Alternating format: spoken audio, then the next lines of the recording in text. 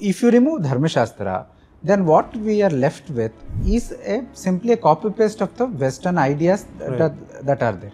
So if we want to say that we are independent nation, we are independent even in thinking, not just in a political level.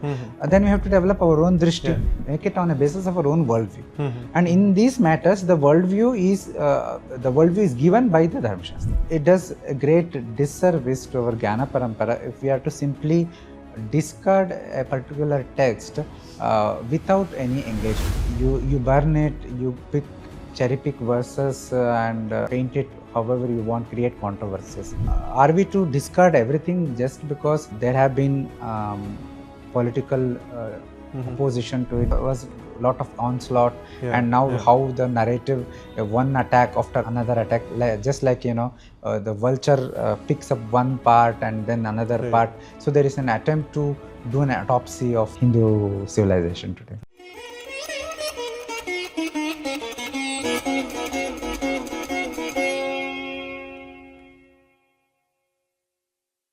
Namaste everyone.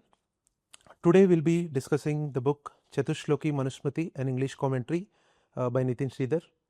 We have Nithin with us, and we'll be spending more time on what the content is there in this book and all the aspects around Manusmriti that has been discussed afresh for the current times by Nithin. I know Nithin is quite popular, but let me just take some time and also give a brief of who Nithin is and his work. So Nithin Sridhar is a published author and speaker based in Mysore. He serves as the director of the Indica Center for Moksha Studies, an organization dedicated to creating, curating and promoting content on Hindu philosophy with a special focus on Vedanta. Nithin has authored 6 books and 1 book chapter dealing with various aspects of Hindu philosophy and practice. His widely acclaimed books, this one is quite popular, which is the one on menstruation across cultures, a historical perspective.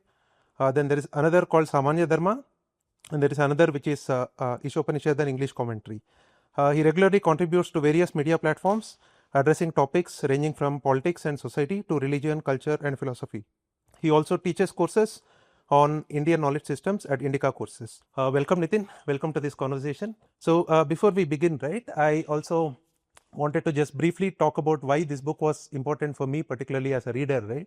So Manusmriti as a topic is quite controversial. It triggers a lot of people today, and of course you know what happened in the Delhi University. They had to pull it out of the syllabus, and there is of course a crowd that says burn Manusmriti and all that. So in this context, it is really a bold attempt for somebody of your age to come out in the public, do all this research and then put out a book like this. So firstly, I appreciate you for doing this, and Thank you. Welcome you for this conversation. So let me just begin the conversation by reading what I thought was a very impactful line from the preface of the book, where you wrote about your own motivation for writing this book, right? So you say that there can be no proper understanding of Dharma without a patient, dispassionate and in-depth study of Dharmaśāstra proper, aka Smritis. This is a realization that has dawned upon me after half a decade of engagement with Hindu textual tradition, especially on topics that come under the broad umbrella of Dharma. You say this, and then you also talk about your own journey. You talk about how the Sabarimala women entry issue, that was a part of this whole intellectual exploration, and then your research on the book on menstruation, your own research on the articles that you wrote, which are quite popular on the internet, on Hindu perspective on abortion, on sati, on adultery, age of marriage, homosexuality. And in the context of this, you say that you kept going back to Dharmaśāstras to gain clarity. So I think it will be good for this audience for you to also elaborate a bit in terms of what drew you into Dharmaśāstras. I mean, there's all like Vedas, Upanishads, epics, Puranas, all these exist, right? So you might as well just contain yourself to that universe. What pulled you into Dharmaśāstras? I think that will be a good beginning for this talk. Thank you, Halley, for a wonderful introduction and the wonderful opening question. Sometimes I feel, things which are very obvious to us, we miss it. And this is one instance. So it should be pretty obvious that if you want to read about physics, you consult a physics textbook. If you want to say Resnick Halliday or Hedri Verma, such kind of book. If you want to read about mathematics, you consult a mathematics textbook. It may be higher mathematics, lower mathematics, doesn't matter. But somehow when it comes to Dharma, it is not only not obvious to people, but there is a immense opposition if anybody says that on the matters of Dharma, you have to consult a textbook of Dharma, which is Dharmaśāstra. Right. The very name Dharmaśāstra is a treatise on Dharma, a textbook on Dharma, a authoritative work on Dharma, a systematic exposition of Dharma. So this is a very common sense, a matter of common sense, something which is very, very in front of us. Right. But somehow we seem to miss this. And not just, I'm speaking not just about some others, I'm speaking from my own experience also, that my intellectual journey to Hindu Dharma, to Hindu philosophy, began elsewhere, began with atheism, began with Western philosophy. But as I made, ghar vapsi of the kind of thing and began to read more and more Hindu Dharma and all. So I was working in the vocabulary of Dharma, but I was more exploring the text, as you mentioned, the Vedanta, the Upanishads, and the Ramayana, Mahabharata, Gita, and all. I have been exploring those works where, of course, Dharma is very central, but they cannot be, in a very strict sense, can be considered as a systematic exposition of Dharma per se, because they have much more larger scope. Like, Bhagavad Gita is Bhagavan's revelation, Bhagavan's teaching, and Dharma is very central to it. But it is much more than that. It is more about moksha, more about life, more about other things as well. Right. So it teaches you how to perform Dharma rather than what constitutes Dharma. Right. So we have the statement in Gita itself that on matters of what to do and what not to do, what is Dharma, what is Adharma, you have to consult Śāstras. It is not saying that I am the final one. Correct. Right? So, so despite all these things, so we are more familiar with Bhagavad Gita, we are more familiar with other texts, and we have been functioning of that. So I realized that I was also in the same thing, a kind of more serious engagement with Hindu textual tradition. The Shastra tradition started with Ishavasya Upanishad. Okay. Now, many people will say never jump to Upanishad directly. Right. But for me, that is how it happened. Ishavasya Upanishad was the first text that I very seriously studied for many months. So it has only a very couple of verses, but I studied it for a couple of months. So, well, this was so, the Sabarimala thing you mentioned, that the whole issue erupted, and I realized that there is an underlying discourse about menstruation also. And until that time, I was myself not very much exposed to this shaucha, ashaucha. It's not that I was not aware of the shaucha, but the theological basis of it, the philosophical basis of it, or the intricate details of it. So I thought, okay, it was purely out of curiosity that I started exploring this topic. I wanted to see where everybody is saying that Hinduism treats menstruating women badly. So is it really so? So let me research. So that was the simple idea why I took up this topic. Right. And more I researched, I at that time I consulted a lot of people for primary sources. Okay. And I realized that everything, the majority of sources, the majority of references, majority of discussions, all eventually, came back to one source, the Smritis and other Dharmaśāstras. Right. So of course, ultimately the Veda itself has the references to menstruation, but the Vedic idea is further elaborated in the Dharmaśāstras and in the Ayurveda and other texts. So Ayurvedic texts and the Smriti texts, they are the two major sources as far as menstruation is concerned. And and that was not the one-time event. So now I realize that there is a whole genre of texts which deals with these topics in great detail. And subsequently in the next years, when I researched on abortion, on sati, and on many other adultery and many other issues, I went back to these Dharmaśāstras because they are the texts which are discussing these topics. Correct. So you might say that even Mahabharata and Puranas have these discussions, but if you carefully read those discussions in Mahabharata and Puranas, they are themselves based on the Dharmaśāstra discussions. So there is now an attempt to artificially posit Mahabharata as antagonist to say Manusmriti or any other Smritis. But it is not so. The reality is that Mahabharata is, to put it briefly, it's a collection of multiple teachings of Dharma, multiple teachings of Dharmaśāstras in a narrative format. So, wherever the teaching is there, it is a Bhishma teaching somebody or some sage teaching somebody. That is the nature of the Smritis itself, wherein a sage, a rishi, gives instruction to somebody else, right? So, this is how it is. So, even Mahabharata, etc., is an extension of Dharmaśāstra tradition. It is part of the Dharmaśāstra tradition. It is based on the Smriti tradition. Then I realized slowly that then came to what is the definition of Dharma.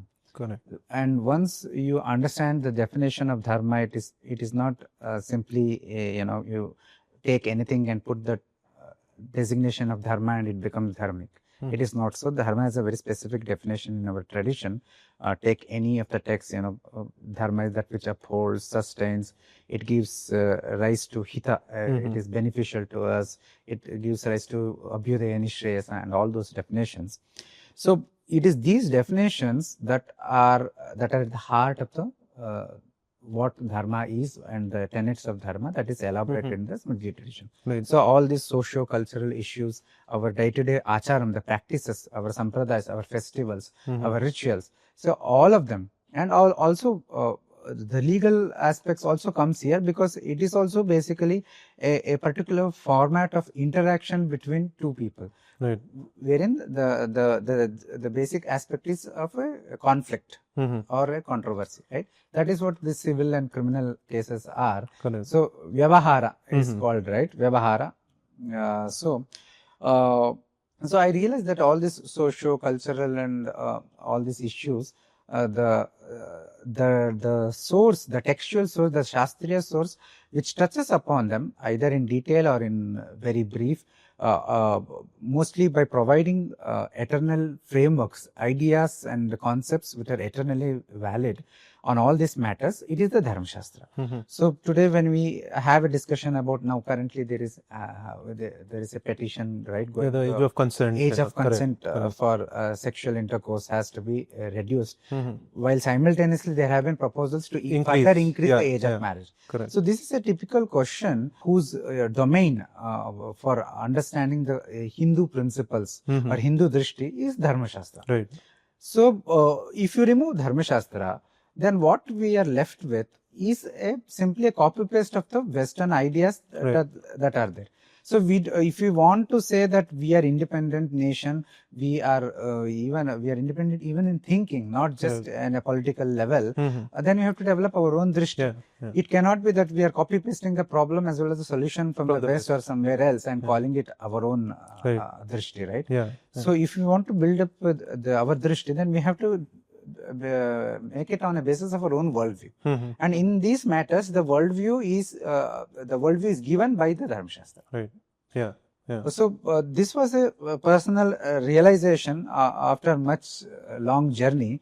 And now, as I mentioned, it is like an elephant which is standing in front of you, but you are looking everywhere else. Right. So I think that is the case with most Hindus today, because we have been deracinated to such an extent over the last 150 years or so. Yeah, it's like we don't know enough about who we are and our own worldview. So I think in this context, right, I mean, your intellectual journey, of course, is quite fascinating.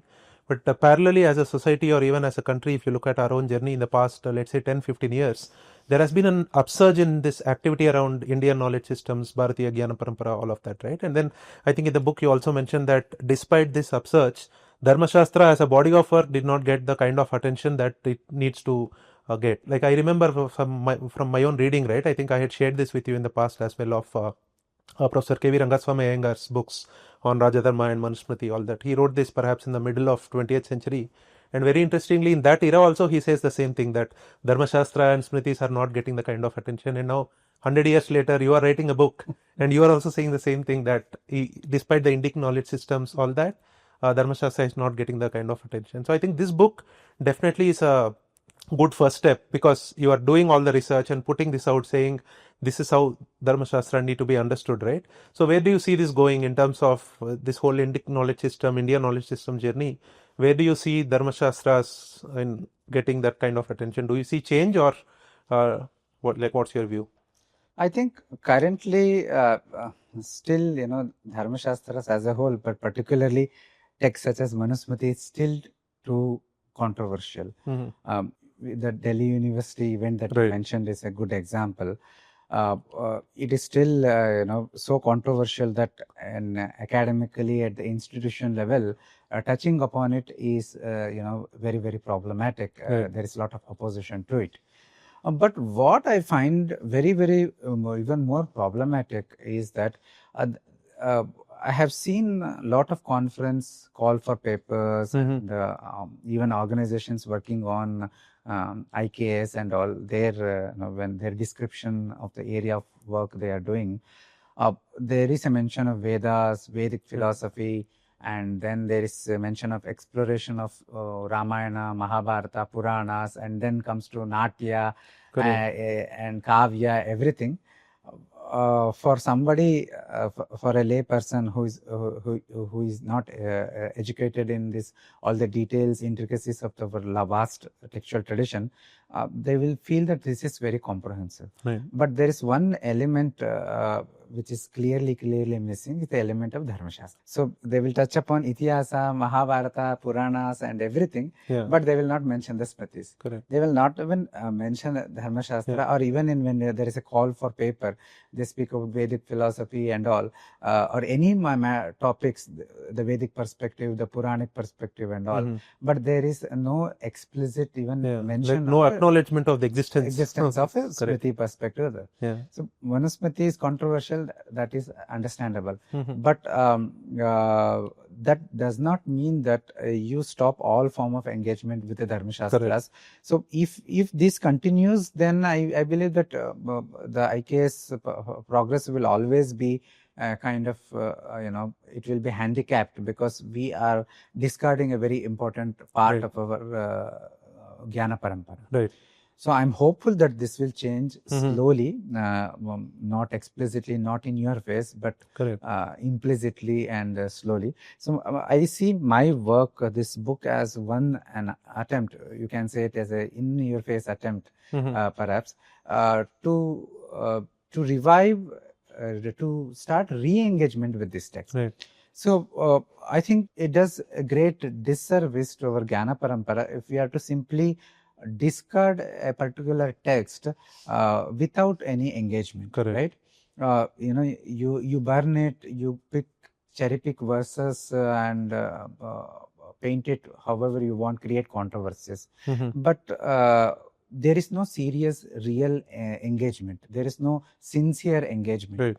So it is not my case that everybody has to accept everything in every text, right? So the fact is, many of the things that people find problematic in Manusmriti, they are repeated across Hindu textual literature, in Mahabharata, in Puranas, everywhere. So are we saying that we have to reject everything? Right? So that makes no sense, right? So what we need to do is a serious engagement, sincere engagement. Say Manusmriti has 2650 verses. So just for the argument's sake, let us say that 200 verses are problematic. But what about the rest of the 2400 verses, right? So are we to discard everything just because there have been political opposition to it? There have been certain way in which the narrative have been built, discourse have been built, certain in the past certain practices have been happened, certain socially problematic discriminative or oppressive. I'm just saying that taking for accepting as true all that the opponents say, that this was the social reality, this happened, this discrimination happened. Even when we accept all of them as true, it is yet to be shown that all of them, first of all, happened because of one text or other text. So we are simply attributing to Manusmriti whatever you don't want in the current contemporary society. That is deeply problematic. But even accepting that there are problematic areas in the Manusmriti or something which we find problematic today from our perspective, from our modernist worldview. Is it even wise to reject everything, to stop any form of engagement, or to reduce our engagement to only the controversial aspects, or only the a biased, predetermined narrative? I think that does disservice to our ancestors, to our acharyas, to our Jnana Parampara. Rather, it is important, and the worst part is that the way the narrative, that discourse have been, is that there is no space for any sincere engagement at all. There is no space for any sincere voice at all. The moment you say Manusmriti, then you are already branded. Correct. Right? You are already name called. So I don't know. I have come up with this book. I don't know how many opportunities have been taken away because of this. Because now I'm branded. I don't know. I True, but that's a possibility. I mean, given the state of the discourse, it's a possibility. It's a possibility. So I think we need to have an honest conversation, honest engagement, because I believe there is much value in these texts. So I recently, just a month or two back, I gave a discourse in Bangalore at Sringeri Shankaramatam, wherein the topic I discussed was Manu's wisdom for everyday living. So there was not even a single verse which was controversial that I discussed there. It was all about how to live your life, how to live your life meaningfully, the practices that you can inculcate, say like how to take your food, what is the attitude towards food, what is the attitude your day-to-day habits. So these are all so relevant to everybody. Correct. Right? Why should we not engage with these ideas? Why should we say there's verse in Manusmriti which speaks about ahimsa satyamasteyam shaucham indriya nigraham. So why should we discard all these ideas just because there are certain ideas, certain verses that are perceived as problematic? So many of these so-called problematic verses are also not problematic, because when we really truly engage the text in the way it is supposed to be engaged, in the way it itself is telling, if we truly understand the heart, we realize that they're saying something very different from what our perception is. That is also there. But leaving even that aside, taking for argument's sake that there are problematic issues, even then I feel it's like cutting off the head to resolve a headache. Right? So I am hopeful that this work will eventually open up more avenues for proper bias-free, open and honest and sincere engagement with the Dharmaśāstra tradition. So I think like talking about the work, right? Let me just tell you something, right? When I first heard that you're writing this book, I was quite surprised, because I mean, Manusmriti, writing a commentary on Manusmriti is such a big deal, right? And you need to like go through the whole text, so much of commentary tradition and all that. And then I heard that, I got to know that it's Chatuh Shloki. So then I was like, okay, so what is this Chatuh Shloki and all that, right? So maybe that's something that you can talk about a bit in terms of your motivation on doing this Chatuh Shloki Manusmriti work, and then the overall Shastric tradition around the Chatuh Shloki as a concept. Basically, when I started, reading Manusmriti and studying it more deeply, I realized that the first 4 verses are very, very unique, even in the Smriti tradition. Most of the Smritis, many of the Smritis, not all, they start with direct, enumeration of the duties and other things. But here, the Manusmriti begins with a narrative format. We find similar format in some other Smritis, such as Parashara Smriti also. But I found it very fascinating that there is a narrative format. Sages are coming and requesting Swayambhuva Manu to discourse about Dharma, and then he starting his discourse and all. But then I realized, the more I read, more I reflected upon, I realized that this is a very, very important part, which I think many Indologists believe is an interpolation, or they have these ideas. But this is a very, very important portion, integral to the text. It is a evidence of a careful construction, a deliberately put there for a purpose. And that purpose is that they are telling us about Anubandha Chatushtaya, that is the fourfold connection, the fourfold subject matter. What is the subject matter, Vishaya, and who is the Adhikari, who is the audience for that text, and what is the end result, Phala of the text, what is the mutual connection between the text and the subject matter and the audience. And so this is called as, in technical Shastriya language, Anubandha Chatushtaya. And these 4 verses, the opening verses, embed in that narrative format the ideas of all this Anubandha Chatushtaya. So, and moreover, it also embeds much more ideas, such as how to approach a guru. I mean, the idea that the Dharma is not hegemonically imposed by ruler or by some Brahminical teacher or something like that. Rather, it is about its seeker approaching a teacher for instruction. Only then the teacher is giving the instruction. And how is the teacher? It speaks about Manum Mekagram Asinam. Manu was sitting in ekagrata. He was sitting in deep meditation. So these are very deep ideas embedded to look very simple ideas. Right, right. But there is much depth there, much philosophical depth, much philosophical grounding that these 4 verses provides. And I believe these are very, very important ideas. They act as a gateway to understand not just the whole entirety of Manusmriti, but the entirety of Dharmaśāstra tradition. Right. They help us to ground ourselves in what the text is themselves telling about themselves.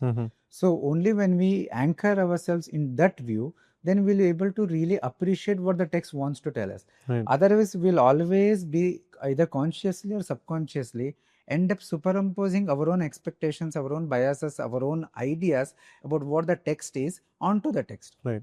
Right. Whenever we read some verse, we are all, we have this. We are all rooted and educated in this enlightenment values, for example. So we try to read those values into that. Right. But the text itself is functioning in a very different worldview. So unless you root yourself, anchor yourself in that worldview, many of the things that the text say will not make sensible to you. Correct. Then you will be prone to look for other reasons, Right. reasons such as that Indologists and others, Interpolations and all that. right? Yeah. Interpolation, or it is a discriminatory, or it is simply problematic, or anything this or that. Right. So I think it is therefore the studying this Chatuh Shloki and proper understanding of the Anubandha Chatushtaya is very important. Now, regarding the precedents, we have this notion of Chatuh Shloki, studying Chatuh Shloki in Brahma Sutras also, Chatuh Sutri Bhashya, focusing on only the first 4 sutras of Brahma Sutra. And similarly in Bhagavata, Chatuh Shloki Bhagavatam, there it is not the opening verses, but a set of 4 verses which are considered the essence of the whole thing. Bhagavata teaching. Right. So in the case of this Dharmaśāstra, we never had this any other work on Chatuh Shloki. Okay. So this is the first work. I found that also very, very interesting. But in this case, it is not that the 4 verses in a sense comprehensively provides a conclusion of the entirety of Dharmaśāstra. It is not that, but rather it acts as a gateway in a sense to. In a sense, it is also an essence. It mentions the important framework, such as the Varna framework, which under which the Smritis function, and the idea about Dharma. All these are included. Important frameworks are included, but it more acts as a gateway through which you can understand the rest of the text. You can make meaningful engagement with the rest of the text. Right. Yeah. I think that's like it's very insightful to understand like everything that went through in your own thoughts, right? When you came up with this, like there's so much thought that goes into creating a work like this. It's not something that just, I mean, it's not like an impulsive work, right? It's not fiction. There's like a lot of thinking going around it. So very good to know that. I think in the book, there's something very interesting you write about is the Surendra Kumar's Visuddha Manusmriti. Okay? You take a particular point from that and then you had a appendix criticizing that. But in general, if you look at that whole impulse to create a Vishuddha Manusmriti, I think that's also very interesting because I don't think prior to, let's say, the 19th century, we never had this impulse to create a Vishuddha version of a particular Smriti, right? So, a lot of this kind of work was also because of the whole colonial distortions, historicist methods. So, that impacted us a lot as a collective. And we started feeling that maybe there were interpolations. Let me create a new work by taking away all these interpolations, right? So, like, what are your thoughts on that idea of creating a Vishuddha version of Manusmriti, and from your own reading of Surendra Kumar's work, what are your criticisms or critical review sort of thing? It's a very important question. But before I answer, I think I missed answering about the Kamashastra part in your Yeah, sure. last question. In the book, I make a comparative analysis about the genesis or the origination of the Dharmaśāstra tradition with the origination of the Kamashastra tradition, Right. and how the transmission happens in Vedanta tradition. So I have given a comparative, the table and graphically have shown. If you analyze all these traditions, it is very interesting that there is broadly a kind of hourglass format is formed, Right. by which I mean initially there is a very huge work or a huge Shastra work on a particular topic. Say in the case of Manusmriti, in the case of Dharmaśāstra, the Swayambhuva Manu was the original, was the first teacher of Dharma. And his work, it says, 100,000 verses, or in some places 100,000 chapters. It's a very big work. And then we have many other Smritis, and there is kind of a condensation. In the Manusmriti itself has been condensed, redacted into shorter through 4 or 5 times, and now we have a shorter text. Later, then we have the bhashyas on those very texts, Right. which again Expansion. elaborate, expansion. Yeah. And then we had in the medieval periods, we had a lot of nibandhas, which kind of again condense the teachings of 20 plus smritis on different topics into a shorter box, conclusive, reconciliating box.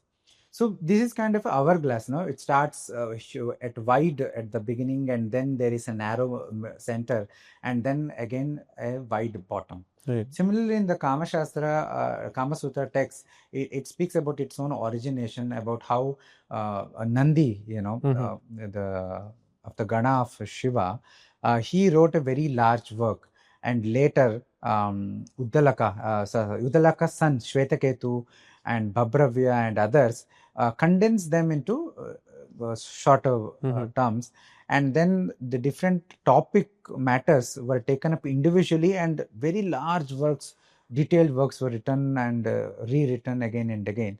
And Vatsyayana says that these works have been too huge, too bulky, too difficult to understand. So I am giving here an essence of all those teachings, condensing them. So Kama Sutra is a condensation phase. Right. After Kama Sutra, then again comes expansion with commentary on the Kama Sutra, Right. Jayamangala commentary, and there are independent works of this Kama Sutra and all. So Vedanta, we starts with Upanishads, large Upanishads, 10 Upanishads are too huge. Right. Then we have Badarayana's Brahma Sutra, which in 555 verses, it intends to condense the teachings. It intends to resolve the all the logical apparent logical contradictions and all. People also say, for example, Bhagavatam is a condensation of Upanishad teachings, or Bhagavad Gita is the essence of the Upanishad teachings. Right. So Upanishads are large, the Gita is very small compared to that. Then we have again commentaries upon commentaries, sub-commentaries. In Brahma Sutra itself, we have Shankara Bhashya. On Shankara Bhashya, we have, say, for example, Bhamati Tika of Vachaspati Mishra. And then on that, there is again a commentary, Parimala, and all those things are there. So it again expands. Right. So this is the nature of transmission as far as Hindu Dharma is concerned, how the textual tradition, the Shastra tradition, has been transmitted. Right. So here we can speak about individual authors, individual books, but the Shastra also we can spoken of in an eternal sense of continuously being transmitted through multiple contributors. So here the notion of again interpolation etc. does not matter. So there is a beautiful I have created one graphic that clearly depicts this. Okay. So coming to this Visuddha Manusmriti, I think this context setting is important that way, because there is this whole sequence of condensation, expansion, commentaries, all that happening. But this impulse seems quite new to me. This Visuddha sort of an impulse seems new. The Visuddha is also very Navya. Yeah, right? Correct. It's a new impulse. Definitely in the past also the commentators have identified certain, perhaps certain stray verses which do not fit with the larger worldview. That is definitely valid. Right. But as you rightly said, this very notion that a text is completely filled with half of it is interpolation, half of it we have to rescue it from those interpolations, or the speculations that at some particular point in history some group of people, some say a group of very wicked, cunning Brahmanas or some other group sat together and cunningly interpolated these texts, or how during the British time some new interpolated texts were brought out as if there was no tradition. Our scholars, our Vidwans never had any native tradition at all. See, all these are very pretty new, and I feel that Visuddha Manusmriti or any other attempts, these are all a revisionist attempts. They are kind of trying to it kind of how should I say, trying to get over the trauma of colonial attacks. Post-colonial attacks on Hindu Dharma, Hindu texts and all. So rather than owning up to our texts and responding to them by not only clarifying our position but also refuting their position, the opponent's attacks and their own theological biases, kind of due to this colonial trauma, I guess, we have kind of internalized their criticism, and our response to those criticisms have been to discard the text in one form or other. Say we call it as outdated text, not relevant today, or you will say no, these problematic portions are actually was added at some particular point of time. Actual Manusmriti is very good. So this is the attempt. So coming to Surendranath's work on Visuddha Manusmriti, the book has one chapter which specifically examines only one term, Antarprabhava, which has been interpreted by Surendra Kumar as reference to ashramas. Whereas the Sanskrit commentators, the 9 plus commentators throughout the last 1500 years, they have all unanimously agree that it's a reference to the Varna Shankara, those who do not belong to any of the 4 designations of Varnas, but who cannot be classified into any of those definitions. He has given a different interpretation, and I analyzed that. When I came across that, I was quite fascinating, and then when I studied deeply, I have not studied the whole Visuddha Manusmriti. It is a very voluminous work, but this one instance I did study, and I realized that as I've critiqued, basically I've critiqued that interpretation. It suffers from a preconceived bias, agenda, wherein you have a set conclusion already in place, and now you are trying to fetch all the arguments that you can to justify that conclusion. But when you deeply analyze those explanations and justifications, they are actually without any basis. So they are deeply problematic interpretations. So that is what I found, at least in case of this Antarprabhava phrase and its interpretation. So I have very deep, as a general rule, I have deep problems with this approach itself. The notion of Vishuddhi, the notion of sanitization, the notion of making a generalized whitewashing that these are interpolation, later addition. as I mentioned, any textual tradition such as ours, there will be additions, deletions, additions of further, ideas to it. So I don't consider this as a negative at all.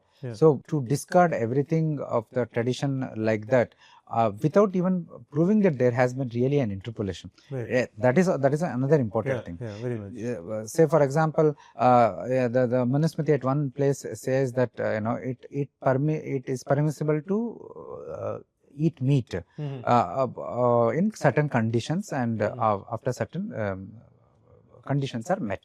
So just because you don't like meat eating, you cannot say call those as those verses as interpolation. See, this is the problem with all those who argue for interpolations, be it Indian scholars, be it Indologists. So many Indologists say the entire first chapter is I think it was Buehler who says the entire first chapter is interpolation. That does not make sense, because the entire first chapter is very, very important. It is there for a purpose. So in my papers, in my writings, I have shown the purpose of the first chapter. Last year in the conference, the Bori conference, I presented a paper which discussed about how the first chapter is very, very important. The entire text of a Manusmriti is an imitation of cosmic Srishti Sthiti Laya, and it is reflected in the text. And the first chapter, which is about Srishti Kanda, it is very, very important towards this end. It wants us to move away from anthropocentricity to a cosmological perspective of things, and this is very important to understand Dharma. So you cannot understand Dharma, you cannot practice Dharma if you are anthropocentric in your worldview, right? So which is anthropocentricity gives rise to selfishness, self-centeredness, and all. So for practicing Dharma, you have to have selflessness, which is possible only when you have a cosmic view of things. So that is why I find these interpolations the whole argument problematic, and all these revisionist attempts in the Indian scenario, they all are also problematic because they are deeply political in nature. Somewhere down the line, whether they accept it or not, the fact is that their arguments are not purely academic arguments, in the sense that they are not purely reading the text, understanding the text, or interpreting the text for what the text is really saying. There is always a idea in the background that we have to interpret it in this way that is suitable to answer certain refutation, certain positions, or respond to certain socio-cultural happenings. So I find that approach deeply problematic. That stifles the text itself and what it wants to say. Right. Yeah. I think apart from what you just mentioned, right, which is this whole interpolation aspect, there's also a lot of these opinions that are floated around, right? In fact, in the book, I remember you've written at length about some of these very popular opinions that are there on social media on Manusmriti, which I think is very interesting. I'll probably read out a few of them because on the internet, let's say even people who are watching this video, I'm sure in the comments, you'll again find some of these things come out, right? So let me just read out a small excerpt from the book where you say this, right? You say that we can routinely find in social media as well as in opinion pieces on media platforms the following assertions about Hindu Shastras in general and about Dharmaśāstras in particular. So the first is, we say Hinduism is a way of life. It is not a book-based religion like the Abrahamic religion. So the moment we talk about, so that's one form of escapism, right? We say that we are not like them. And then Hindus are not bound to any text. Real Dharma is in following tolerance and compassion. All religions teach these. And then we must be flexible and forward-looking, not bound to any tradition, as they lead to dogmatism and orthodoxy. Texts like Manusmriti have no place in a civilized and cultured society. And then Manu and other Dharmaśāstra texts are Smritis, which are based on time and place and hence are outdated today and no longer relevant. Instead, our constitution is the Smriti of today, which is again quite popular. Quite a few people take that position these days. Then Smritis are not central to Hinduism, which is what we spoke at the early part of the conversation, where people say that Vedas and Bhagavad Gita are central, therefore what Smritis say does not matter. Hindus today keep Bhagavad Gita at home, but you don't keep Manusmriti at home. So since you don't have it at home, it doesn't have relevance, right? And then the whole thing on interpolations, which is that all problematic assertions are later day interpolations done by some wily brahmanas who deserve the choicest of abuses, and hence these texts are not worth considering. And Manu was never held in high esteem, nor was his text ever important. It was the British who made it important. Again, so you briefly spoke about that at the start. And there is also a great need to sanitize and purify our text by removing all such interpretations. And here you quote this example of Vishuddha Manusmriti, which we just spoke of. So I think you written an entire chapter around some of these, which is the place and function of Dharmaśāstras. But briefly, like, how do we respond to all of these allegations and opinions, right? Because that is what kind of dominates today in our discourse. The moment you bring up Smritis, you really have to deal with all this. The very list has been basically written, is influenced by the Twitter debates, Right, so to right. speak. The kind of comments that any discussion on Manusmriti generated, it is very difficult to respond to them point by point. Correct. Because there is no way to either, the arguments that they posit, they are merely arguments. It is their, they have to actually first substantiate those arguments. But there is no substantiation happening on their end at all. Right. So as I said, all these arguments are basically a form of escapism from any, you want to escape from any form of serious study of Manusmriti and kind of come up with a very clear articulation of our position. So the whole chapter, in a sense, is a response to them by way of clarification of what is the actual place and relevance of Dharmaśāstra and the Manusmriti and other Smritis in Hindu world. So basically, the chapter do not take up these positions individually and respond to them, Right. because such a thing is completely without any use, in a sense, because unless you understand, have a clarity of thought on what Dharmaśāstra itself is, then no amount of explanation will convince anybody, right? So, and that is what I try to do in the book, how I show that there is a lot of misconceptions about the Smritis as being outdated, as being written by somebody as a description of social descriptions of the past, as a artifact of a museum piece, not relevant today. The very term Dharmaśāstra, as I said in the beginning, is self-explanatory. It is a Shastra. It is a systematic exposition on a matter, on a topic of matter, right? Just like physics or mathematics or anything. So here the subject matter is Dharma. That is it. That is its function. So Smritis are therefore a Shastra Pramana, a Shabda Pramana, whose purpose is to articulate in a systematic manner on the matter of Dharma. What is that matter of Dharma? It means what actions leads to Sukha, what actions leads to Dukkha. Right. What actions constitutes Dharma, therefore gives Punya, the karmic merit, and can take us to Sukha, Swarga and Moksha. And what actions are Adharma, gives rise to karmic demerit called Papam, which in turn leads to Dukkha, sorrow, more bondage, Samsara Bandhana and Naraka, etc. This is a very straightforward explanation about the purpose of this text, right? So, as a Shabda Pramana, Shankaracharya in his commentaries clarify what is the function of a Shastra, what is the limitation of Shastra also. Though a Shastra cannot force anybody to act in any manner.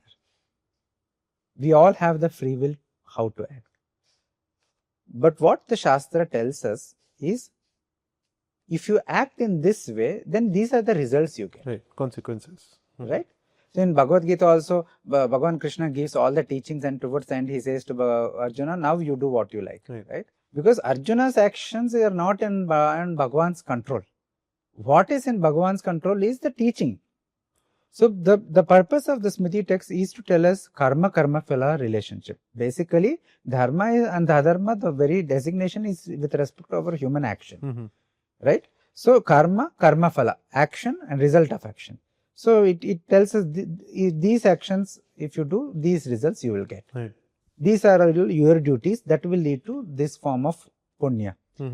If you do, and if you don't do, then it will give rise to karmic demerits. So the limitation here is the text is revelatory, it can give knowledge, but it cannot force you to act. Right. It can give inspiration to action. It can give you inspiration in the sense that, I want Swarga, okay, I can attain Swarga, okay, then I can act. That has to be a pure Sattvika intention.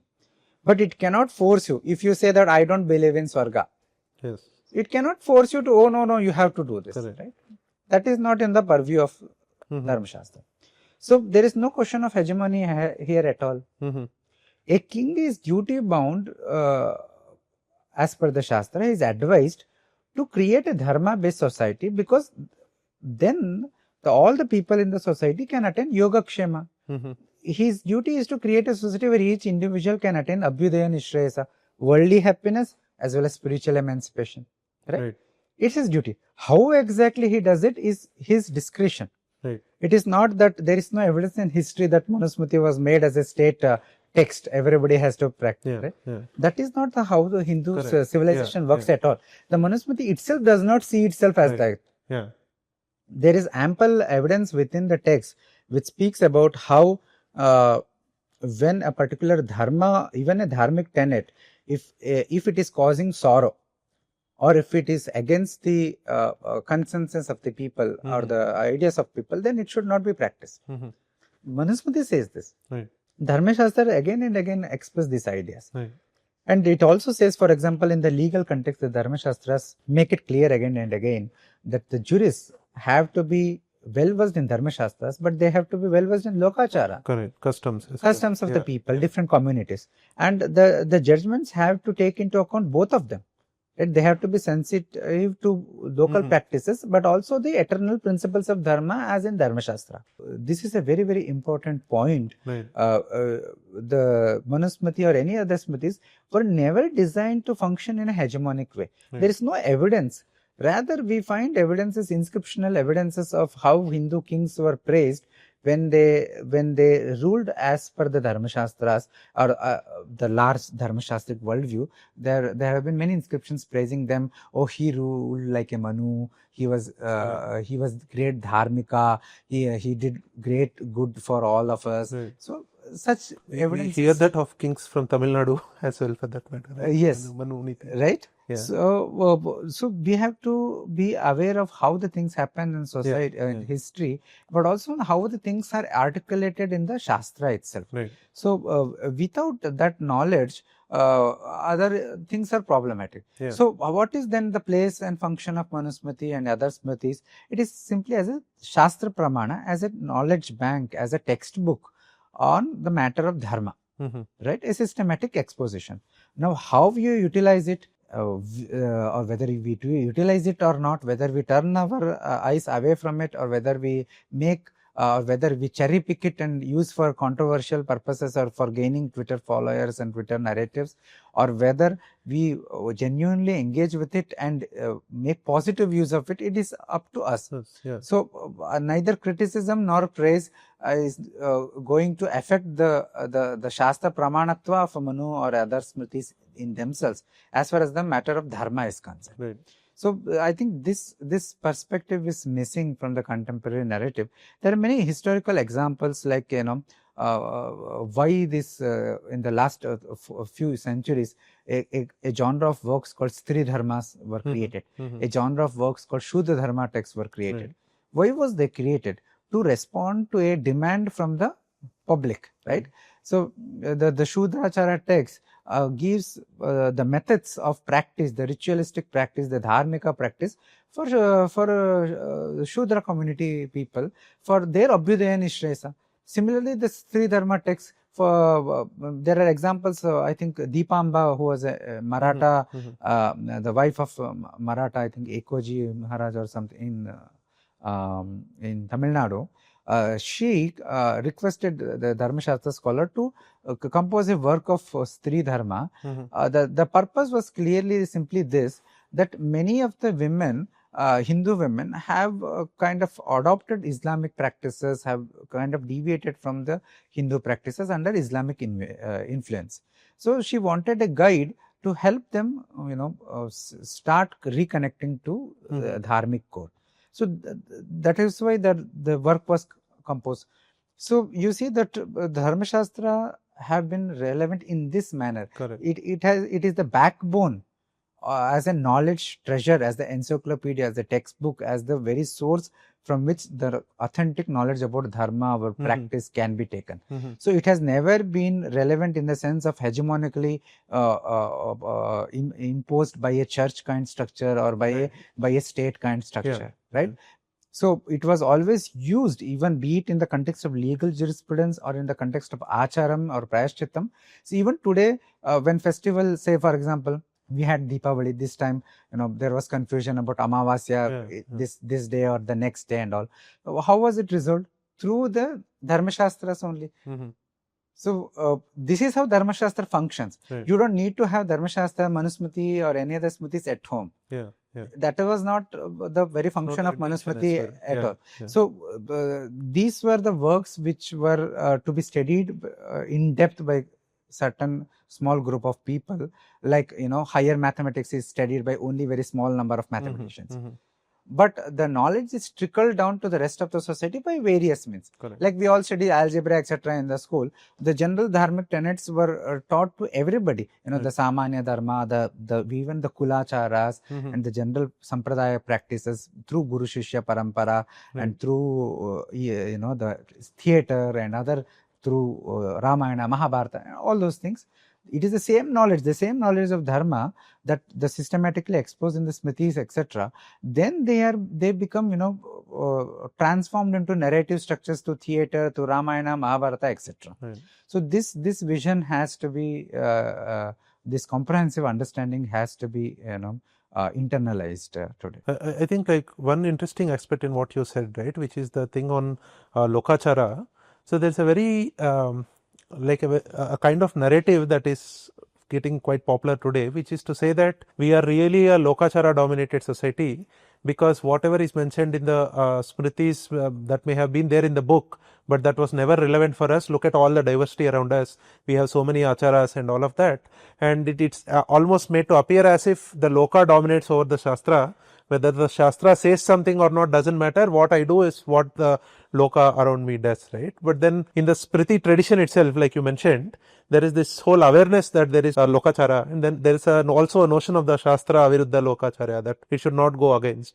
And even I think there's also this place where it says when a king conquers a new land, you need not like annihilate all those customs. Let the Lokacharya prevail as long as it is not running contra to the Shastra, that sort of a worldview. Yes, I think this is actually at the heart of the diversity. Correct. That in the Indian subcontinent, in our Bharatadesha, we have been able to maintain diverse traditions, diverse communities have found expression, have their own practices preserved. Despite that, have been preserved, and they have all been kind of united in the common base of dharma. Right. So today, for example, we are having this controversy, right, about that cow dung ritual in Karnataka, some 1 or 2 villages. Yeah, that's a very good example. Right. Yeah. So somebody I saw in Twitter saying that it is not a Hindu practice. Right. So the person who makes that claim is the one actually who has become deracinated from the Hindu civilization. Right. So because it doesn't matter whether it was practiced in 1 village or 2 village and all, it is this diversity has been able to be present and still be called Hindu, still connect to that civilization whole, because that Lokachara and Shastrachara, they are not antagonists to each other. Correct. Rather, as you mentioned, that Shastra Aviruddha Lokachara is by default considered as Dharma. Right? Lokachara, the Kulacharas and all those traditions of various communities, they are considered Swadharma of those communities as long as they do not violate the eternal principles of Dharma that we know from Dharmaśāstra. Right. So these eternal principles, the karma relationship, the adrishta, punya, papa, so they remain valid irrespective of everything else. Right. So, but these Lokachara which do not go against them, they are considered as valid because there's their own Swadharma. Right. Second thing is that even when there are certain violations and certain conditions, if that particular practice is there for a very long time, Right. then they are permitted in that particular desha. The considerations are manifold. One is, of course, we as a civilization never believed in forceful changing of people's practices or beliefs and such things. So rather we would and also the impracticability of such forceful change from a state's perspective, there will be a rebellion, for example, right? Secondly, also because a certain community has been practicing a certain idea, certain it is deep rooted practice, and they must have benefited from that practice. Such a practice for others will not be beneficial, but for them it could be beneficial. So there is no reason to disturb that harmony, because ultimately dharma is about advidaya nishrayasa. Right. If such disturbance causes sorrow, then that disturbance itself is problematic, right? So this is a very, very compassionate, all-inclusive view of the Shastra themselves. So today, this view is kind of being, misused by positing Lokachara as something somehow triumphing over Shastra. Correct. Yeah. Rather, we have had a fine balance. Wherever needed, the Shastrachara teachings was also used to point out the problems with that particular lokachara, and with time slow changes have also happened, right? So we are on the ground as a tradition, we have had many changes, reforms, many evolution in a natural pace, of course.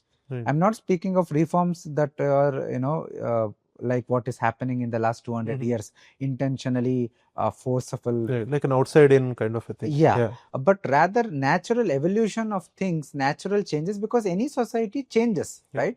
But we have been able to retain the core of also the the individual practices, sampradayic practices, kula based practices, the family based practices. At the same time, we have also been able to tap into that core of dharma, the eternal dharma, all thanks to the buffer of Dharmaśāstras, of various Shastra tradition, not just Dharmaśāstra, but the entire Bharatiya Jnana Parampara, right? So that is one mother which is kind of has nourished the whole thing. So this inclusivity is very core of the Dharmaśāstra view of the world itself. It says that look, these are the eternal aspects, but there are each community, each kula, they have their own traditions and practices, and they have to be upheld because it is good for their own practices. As long as they do not violate the principal ideas of dharma, there is no need to create fissure, create unnecessary conflict. And in the case of you mentioned about conquest, that the Medhatiti mentions that you retain the general whatever the ideas, the religious practices as a whole. So, and that is actually again based on different ideas. One is of course purely from a Vyavaharika perspective, otherwise there will be rebellion, right? But there is another interesting idea is also that when the king conquers such a way, then it is also said that he can implement the varnashrama dharma there. He can, we have evidences of kings, bringing brahmanas and vaidikas from different places and relocating them so that the vedachara can also take place. So this is the slow way of what people have called as Sanskritization also.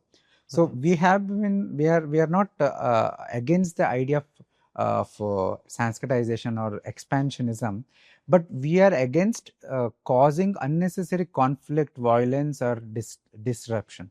So in Southeast Asia, etc., for example, we find a hybrid kind of Hindu practices, which the core is with the Hindu practice, the Shastriya practice, but there is lot of local variations, which all have been like a mother nourishes the local variations. There also the same idea have flourished.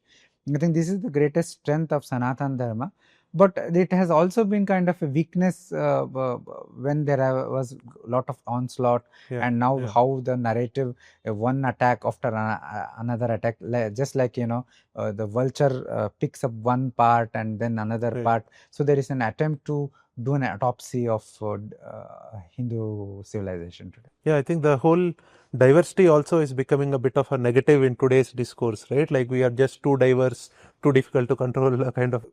I think it was Goebbels who said, you repeat a lie 1,000 times and it becomes a truth. Yeah. So the narrative has been drilled to us for the last many decades that diversity is the root of the problem. It is the actual root of not having unities. That is why we were defeated. That is why we were colonized. So now it has been so deep rooted that we all want a homogenized version of at least the educated, the English educated urban people especially want a homogenized version of Hindu Dharma. Correct. So people don't realize that this is also a sort of Abrahamization. Yeah, because I think I know, like, Sanskritization is perhaps a bit of a loaded term. It has its own politics around it, right? But the point that you mentioned, that Lokachara and Shastrachara they are not antagonistic to each other, right? I think that is important. And of course, I mean, even the thing on the Southeast Asia and all these countries, right? Perhaps sometime you can also elaborate that on some of your other works on how the Manusmriti itself has traveled around the world, right? It was not necessarily something like limited to this geography alone. I think in Burma they created their own they had similar legal work, etc., based on Manusmriti. Correct. So, like, talking about that aspect, right, where kings also commissioned works. You spoke briefly about Dipamba's request, right, to like, she was a wife of Ekoji, and they commissioned Raghunatha Pandita to create this work. I think in the past elsewhere also you have mentioned this, of how many such works were commissioned by kings as well, right? That's again also something very interesting, because it runs contra to this narrative that Smritis are not relevant, right? If they are not relevant, why are kings wasting their time commissioning people to do this? And sort of kings themselves were versed in Dharmaśāstra. They kept writing works on Dharmaśāstra, Kamaśāstra, and all the other Shastras. Right. So I think that study is also important to understand this whole how these two things work together, right? Like, these were not stray people doing something as a hobby or something on their own, right? There was a purpose that was seen, like a societal purpose. I think somewhere in the book you also mentioned, just like how you alluded to at the previous conversation as well, seeing this Dharmaśāstra as a knowledge bank. I think that's a very good coinage in that sense, because it appears that the kings and even the elite in general, they saw value there, that you need some like top level guidance in terms of how to conduct our own lives. So I think that's a powerful idea of seeing the Dharmaśāstra as a knowledge bank. And I also wanted to briefly touch upon a couple of other points that you mentioned through the book. I think you also refer to the Gita verse 16.24. You mentioned it at the early part of the conversation as well, on the Tasmat Shastram Pramanam, where Shastra is told as you need to rely on the Shastra to understand what is to be done, what is not to be done. You also give the example, I think, of Kulukabhata's commentary through the book, where you say that even if you take a very, like, a primal human activity like a sexual intercourse, there is again discourse there on, there is a proper time and context, and what is appropriate, what is not appropriate. So we keep seeing this thing everywhere, that Shastra is the one which is really guiding you on doing what gives you punya and what gives you papam, right? But if you keep marginalizing Shastras, where do we like get this knowledge from? I really don't know how that conflict is going to get resolved. See, I think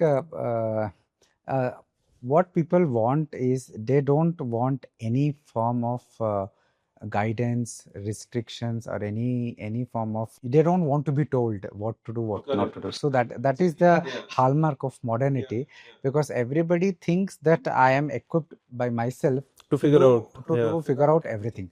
So I can figure out everything. So even for figuring out, we have to have some basis, right? Correct. So take that example you mentioned about Kulukbhatta only, sexual intercourse. So what is our commonsensical figuring out? It implies simply that whenever we have desire, then we fulfill it, right? So that is a very, very fundamental, very simplistic argument. So, but now this can happen in multiple number of ways. A rapist who is raping somebody or who is forcing somebody to have a sexual relation is also basically doing the same thing, that I have a desire, I want to fulfill it. but that act is causing harm to the victim, right? It is causing trauma, it is causing physical harm, mental harm, all forms of harm to the victim. So if we take this argument that I will figure it out, I can do whatever I want, I need to have that freedom to do what I truly want, then we have to remove all the laws, everything. We have to live in an anarchical society. Then the might is right kind of society. Right. Then anybody can do anything, right? So obviously we don't want such a society. Right. It is of course an extreme example I'm giving. So that means therefore that we need have some basis to decide what is appropriate, what is not appropriate. Correct.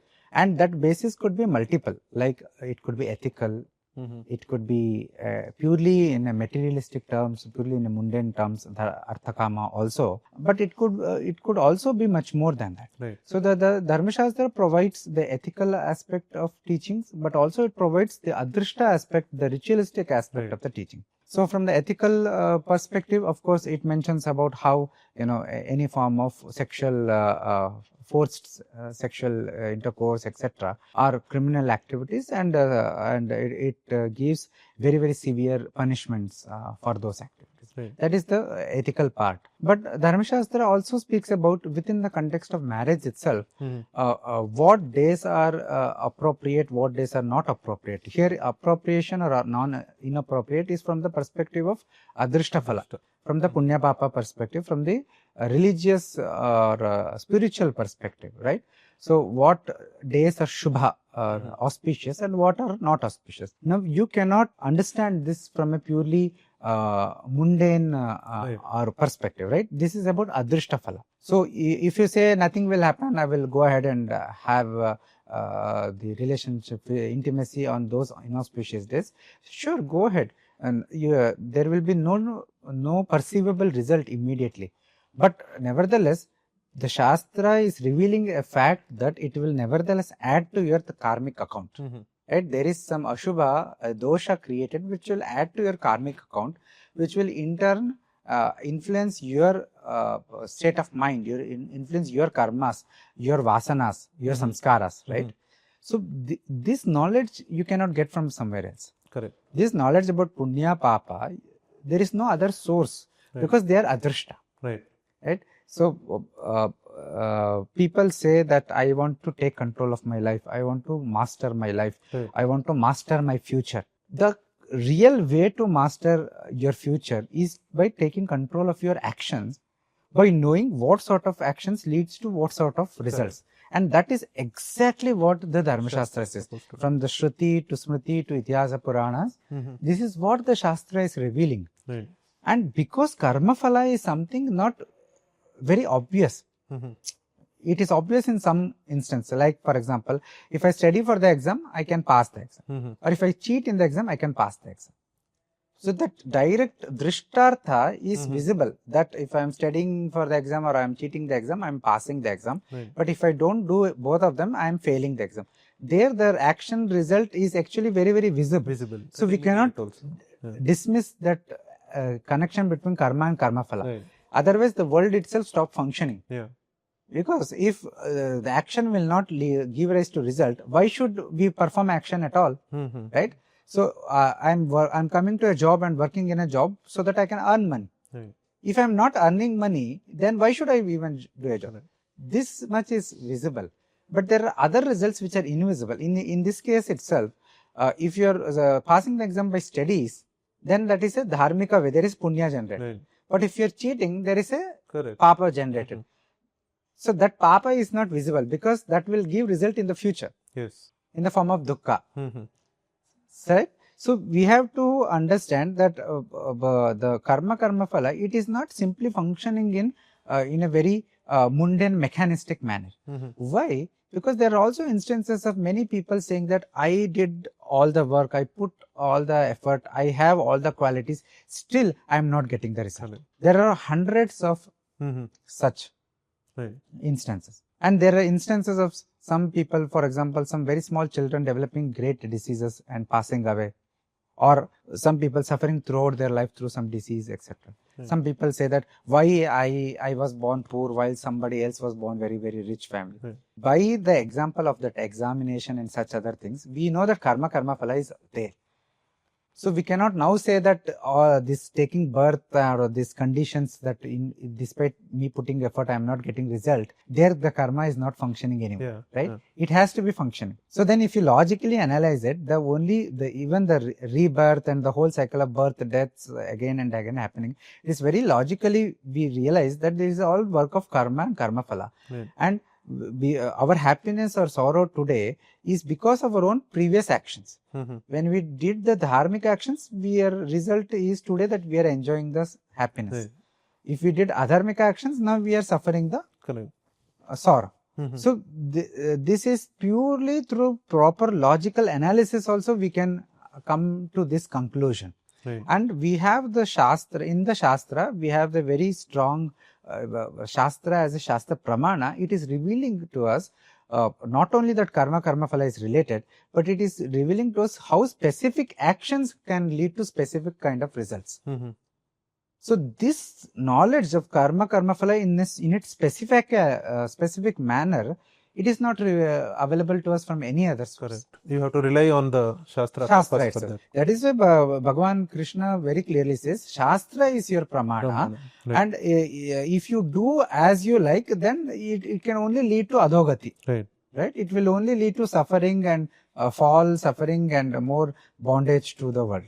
Right. I think that whole, where do you place Shastras in the Hindu universe and in our own minds, right? That is very important. So I think in the book I wanted to just quickly refer to a couple of places where I think you talk about this attitude in terms of how we need to look at Shastras, right? That will be a good continuity to what we just discussed. So I think you used like two phrases. You said hermeneutics of suspicion versus hermeneutics of Shraddha. So you say that the hermeneutics of suspicion, while it may have its own importance in matter of understanding Shastras such as Vedas, Smriti, etc., where the subject is non-empirical, it is completely unsuitable and misleading in this like adrishta sort of aspect. So you say that such an approach often leads to the rejection of non-empirical elements as superstition or poetic fantasy, filling the vacuum thus created with speculation about ideological, political and social motives of the text. It ultimately results in the undermining of the text and their own self-description of their purposes. This is very important because just tying it back to what you said, right? You expect results like to show up immediately. This whole drishti of this karma, jarma, parampara, that whole prarabdha, that sort of a continuity, right? That is also lost. And then you say that instead of this hermeneutics of suspicion, one should adopt what we call as the hermeneutics of Shraddha to study the Hindu texts. And here you say that in this method, you approach the text with faith and respect rather than skepticism. So there you also talk about Shravana Chatustaya. So maybe you can elaborate on that part of how you think Shastra should be studied or understood. Yes, I think this is a very, very important aspect. As I mentioned earlier, the Shastra is very different from a Laukika text, let's say a Kavya or any other fiction, non-fiction, etc. A Shastra is a Arsha Grantha. So it is a guru in itself. And the way you approach a guru is how you should approach the Shastra also. So with humility, with sincerity, with devotion, and with open-mindedness and open-heartedness. Both are needed. And then you engage with that. See, Dharmaśāstra is called as a Vidyasthanas. In the Mahabharata, there is a list of 14 and 18 areas of knowledge, which we call as Vidyasthanas. So Vidya is not just mechanized knowledge, right? Vidya is a sacred knowledge. So Dharmaśāstra is also one such sacred knowledge. The sacrality of it is that it transforms an individual. It is not merely providing information. It is transformative. So the way to therefore approach it is not with suspicion. So this method of suspicion, hermeneutics of suspicion, is basically that you do not take what the text is telling about itself seriously. Rather, you look at with suspicion and try to uncover the hidden motives, political motives and all. But in the case of Shastra, what is happening is if you use that approach, then you are actually superimposing political, social and other agendas where they don't actually exist. Right? You are discarding what the self description of the text itself is very, very important here, because it is a Arsha Grantha. And it also common sense. I think you cannot simply discard what the text itself is saying. Look, I'm doing this for this purpose. This is my purpose. This is my subject matter, right? I think that goes against common sense. So, in the Vedanta tradition, how you approach a text, how you approach the teaching, which I believe is valid even for other Shastra works, is that it's called as Shravana-Chatushloki, Shravana-Manana-Nididhyasana leading to Sakshatkara. So, in the context of Vedanta, it is that you go to a guru, you humbly, with all the rules, regulations, you surrender to him. He takes you as a student and then he teaches you the Upanishads, he teaches you the Mahavakyas and all those teachings. So, you do the Shravana through the oral learning, you approach it, you understand it, and then you intellectually analyze. So, the intellectual analysis part is Manana, wherein you try to understand it from different dimensions. There will be a lot of doubts, a lot of some things may appear contradictory and all those things happen. Then you get them resolved. So, you come up to an internal intellectual conviction, and then you meditate upon that aspect, which is Nididhyasa, wherein you unravel more deeper layers of it, and through such meditation that conviction becomes strong, ultimately resulting in Sakshatkara, realization. So, that is at the Vedanta. Similar happens in the Dharmaśāstra or any other Shastra, wherein you start with Shraddha and you end with a Sakshatkara or actualization of that knowledge. So, you understand, you practice, you keep going back, you engage with the text again and again and again over a long period of time. Then the conviction, what started as merely a trust, Shraddha is, I think, more properly translated as trust rather than faith. A trust in the words of the Apta, again, Shabda Pramana. We recognize Shabda Pramana as an independent source of knowledge. So, we accept that Shabda Pramanatva, and this process is, the process itself is a way to verify also that knowledge through actualization of that knowledge, through developing conviction of that knowledge, first logically and then through experience. So, this is the method of lifelong engagement with the Shastra text, wherein you open your heart to allow the text to internally transform, where a single idea can transform you completely. So, Bhagavad Pada Shankaracharya says, Game Gita Nama Sahasam. Every day read Gita, chant Bhagavan's name, right? The same is applicable to every Shastra tradition, that if even a single verse or verses you study, each day you engage with it, reflect upon it, so they transform you. So, this is very different from Laukika reading. Yeah, that's true. I think that's that difference between a typical, like a Laukika text, like reading an inscription or something, right, versus or even like kavyas, you said, or kavyas also to an extent they may also take you in some of this path. But Shastra is fundamentally perhaps at the highest level in this sort of a text, right? So, it calls for a different level of engagement, and like you said, calling it the hermeneutics of Shraddha is perhaps a good way to put it.